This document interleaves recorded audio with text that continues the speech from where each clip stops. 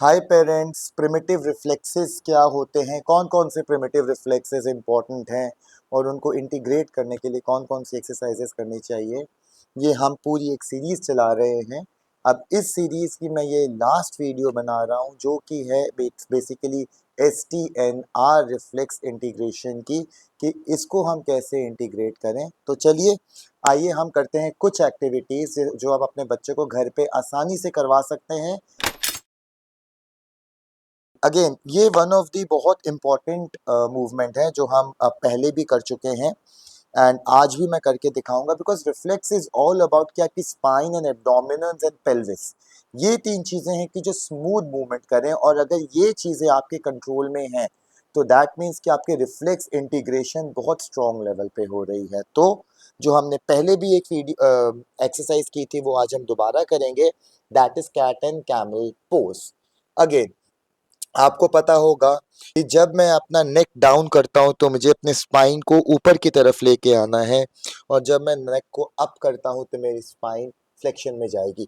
So basically ये जो movements हैं जिसे हम कैट एंड कैमल कह रहे थे, ये वाली जो मूवमेंट है बेसिकली हम इस पे भी करा सकते हैं अगर आप STNR इंटीग्रेशन की बात करें।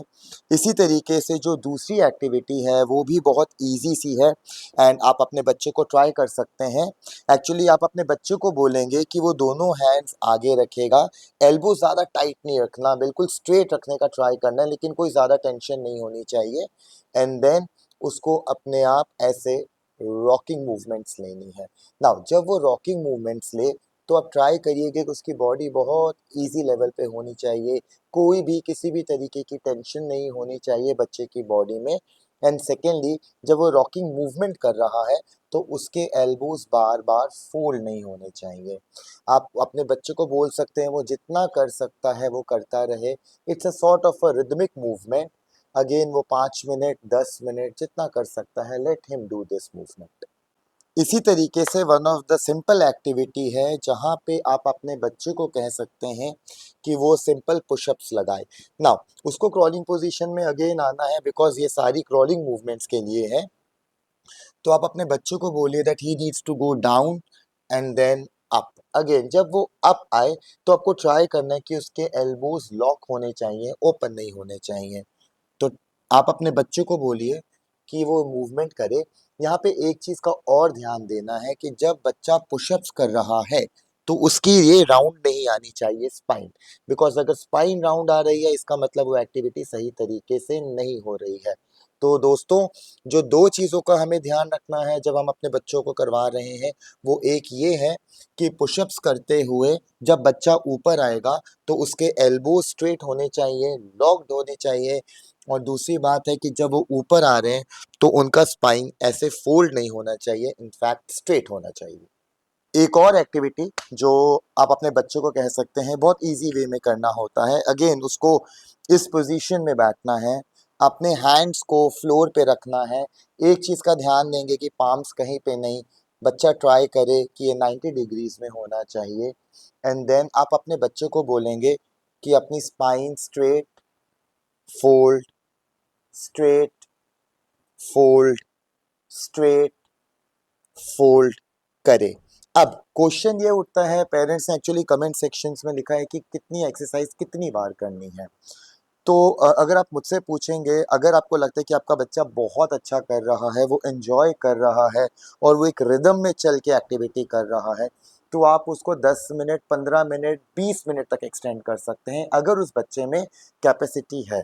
और अगर आपको लगता है नहीं अभी उसको समझने में टाइम लगेगा एंड उसमें इतने पेशेंस नहीं है, तो आप काउंट्स के साथ करवाइए, 10 counts 15 counts 20 counts, gradually gradually आप इंक्रीज करिए उसको। बट अगर आप मुझसे पूछेंगे आप जितने लंबे टाइम तक करवाएंगे रिफ्लेक्स इंटीग्रेशन की ये वाली एक्सरसाइज, आपके बच्चे में बहुत इम्पैक्ट आएगा।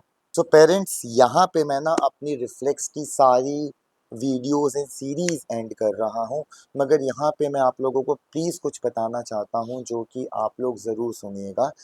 कई रिफ्लेक्सेस हैं जिसके बारे में मैंने डिस्कस नहीं किया, लाइक बेबिंस्की के बारे में हम लोगों ने इतना ज़्यादा एक्सरसाइजेज नहीं किया, और कई और रिफ्लेक्सेस भी हैं।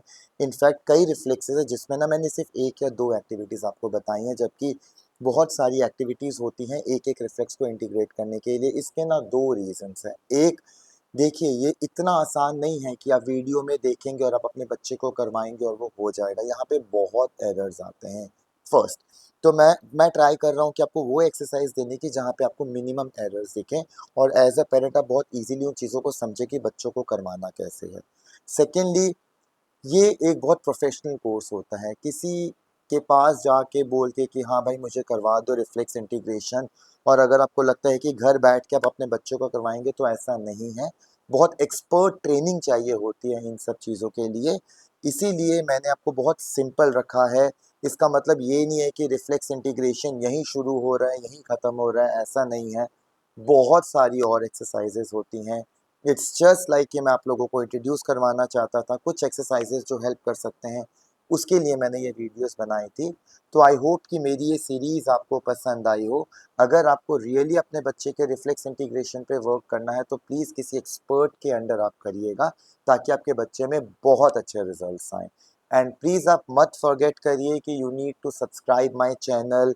मेरी वीडियोज़ को आप जितना शेयर करेंगे, उतने ही पेरेंट्स को पता लगेगा। आई थिंक कि आपको ब्लेसिंग्स ही मिलेंगी, बिकॉज़ हम लोग बहुत ऑनेस्टी के साथ ये वीडियोज़ बना रहे हैं ताकि हर एक पेरेंट तक पहुँचे।